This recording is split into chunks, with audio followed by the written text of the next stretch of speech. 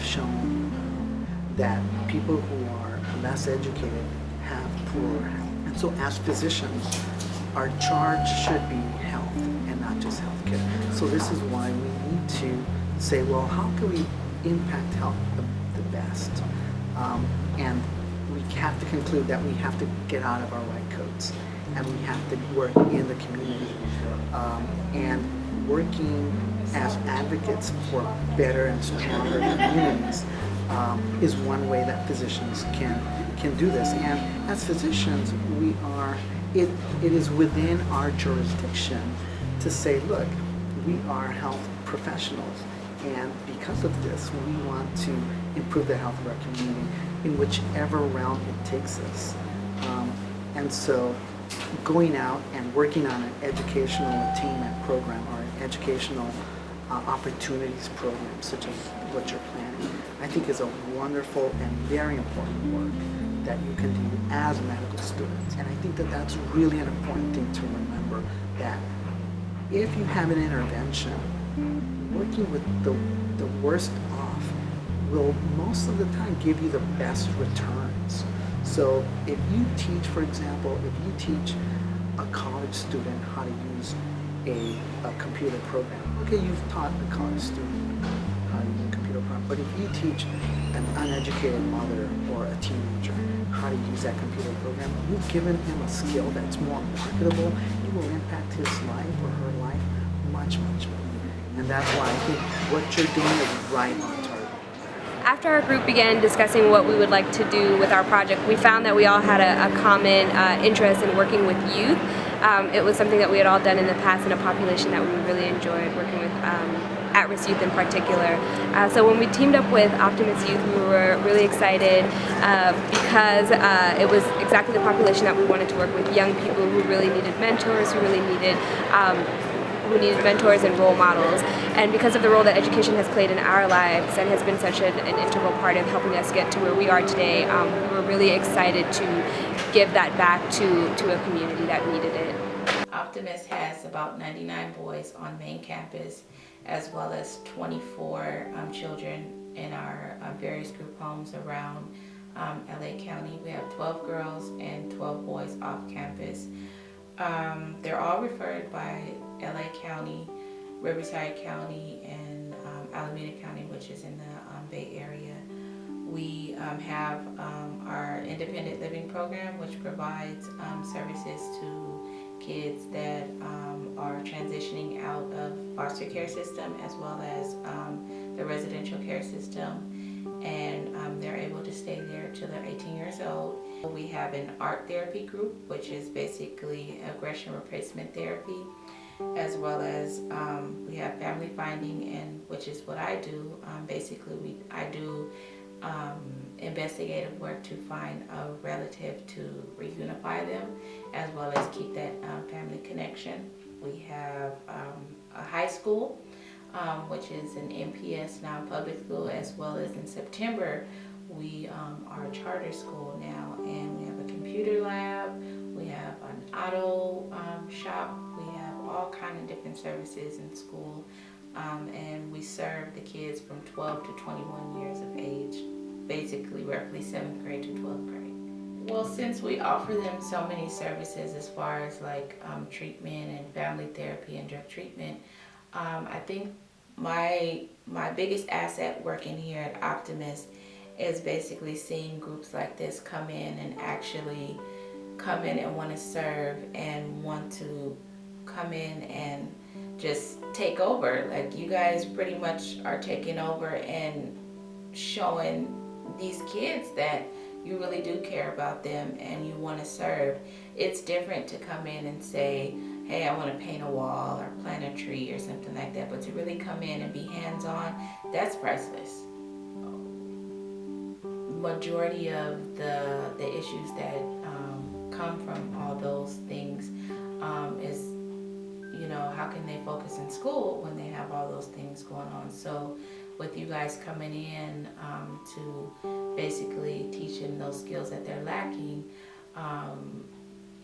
it's totally a needed service. I think it will just kind of add to that extra part of the treatment team that we're trying to do. And also too, it's just basically showing the kids that people care about them without a monetary attachment to it. So just, community serving and serving your time and all that stuff is, valuable to them as well as to the agency. One of the things that's really important to understand is that we can improve. Too often we think we're the person who failed at school. I failed out of school.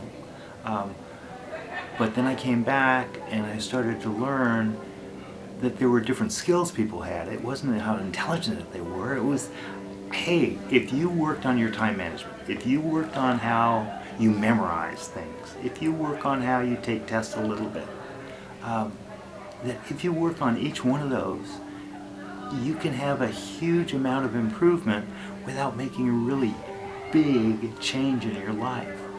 But once you start to do that success, once I started to come back to school after I flunked out, I'd have to pass one test and then another test and then another test, and I kept getting better at it.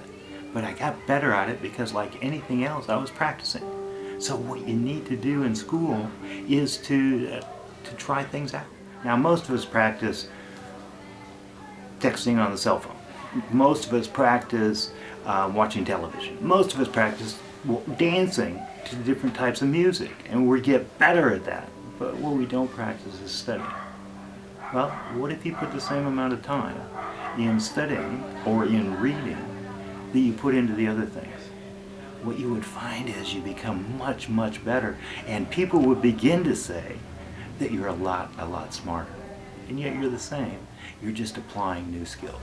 I think we're doing a really great job in terms of right now just really building a platform to grow with the students, to kind of get them to know us and build friendship and trust. And I think that's the biggest part about being a leader, especially being a community-based position, is to really build that relationship and to develop from there. And I think that the long-term growth I'm really excited about. After we've done lots and lots of research, we have really created a program that's doable and sustainable and something that's going to make a deep impact. For myself, and I feel that my colleagues as well can very much relate to this, we've definitely found this to be a process of growth and a really eye-opening experience. When you bring a collective of 18 future physician leaders together, it really is a thrilling and very dynamic environment. And so for all of us, it was truly a very fulfilling experience to work with each other's strengths, to, from the beginning, with just a concept and an idea, to really bring it to fruition, and that has been an extremely exciting process. And I'm excited about it. I think it's going to be a lot of fun. When we were able to go to Optimist Youth and meet with Brenda, she just has such a wonderful energy and really loves what she does and is so passionate about it. And it just seems like a really wonderful organization and a really great group of young adults to work with. So I hope that we sort of continue to,